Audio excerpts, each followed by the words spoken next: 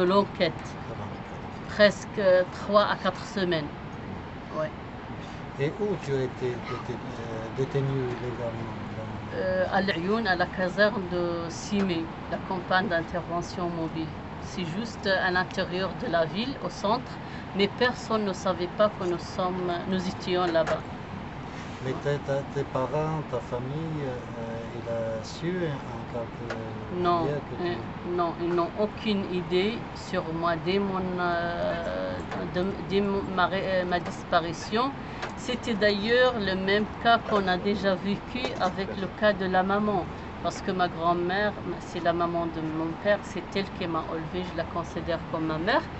Elle a été enlevée le 4/4/84 d'Agadir, de chez nous à Agadir, parce que j'habitais à l'époque à Agadir. Et il est à l'âge de 60 ans et depuis ce jour, on ne connaît rien sur elle jusqu'à l'instant. Aussi pour ma famille, dès que ma disparition, ils n'ont rien, aucune idée jusqu'à ma libération. Et maintenant, il y a encore des disparitions. Bien sûr, il y a des listes qui sont des listes officielles sahraouis qui sont chez l'Amnesty International et comptent presque de 550 personnes. Et nous, dans le comité des familles des disparus, nous avons fait un comité où les gens qui habitent ici au Sahara sous domination marocaine viennent se présenter et poser une demande d'investigation et de recherche de leurs parents. Nous avons presque 115 demandes, 115 personnes disparues. Mais puisqu'il y avait d'autres familles qui sont au campement, qui n'ont pas de contact avec nous, il y en a d'autres qui sont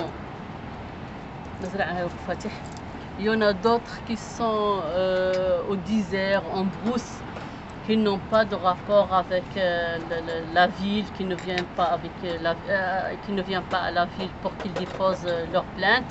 Il y en a qui se présentent ici à l'Ayoun, mais vu encore la peur qui leur hante, ils n'osent pas à chercher leur ayant droit. Mais la lutte maintenant, c'est comment? Qu'est-ce que vous faites pour lutter, pour obtenir l'autodétermination? Oui.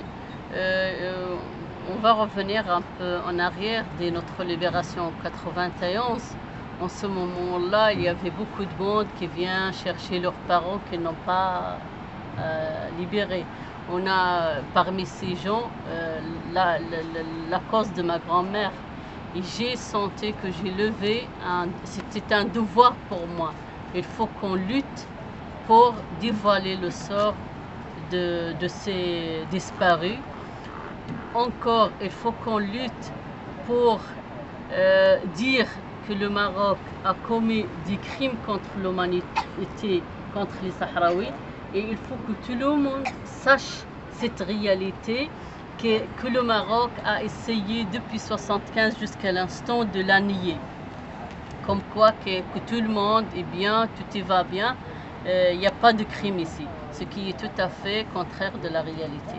En 1994, il y avait un groupe des disparus, des ex-disparus qui a décidé de commencer à lutter et à travailler sur tout ce dossier de droits de l'homme en sa globalité. Mais il a été sauvagement arrêté et opprimé. Et la plupart d'entre eux, de ce groupe, ils étaient sous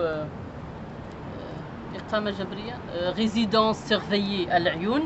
Mais en 1998, ils ont décidé de quitter l'Ayoun et d'aller à Rabat et continuer cette lutte en faisant des rapports. Il y a un réseau de relations avec, avec des ambassades étrangères, surtout l'ambassade américaine, qui à l'époque a tenu ce dossier-là de droits de l'homme. Aussi à faire savoir ce problème et ce dossier pour les organismes marocains de droits de l'homme, parce que durant toute notre disparition, depuis 1975 jusqu'à 91, personne, ni organisation de droits de l'homme marocain, ni parti politique, ni parlementaire, personne n'a jamais parlé de ces personnes qui ont été disparues, ni des crimes qui ont été commis.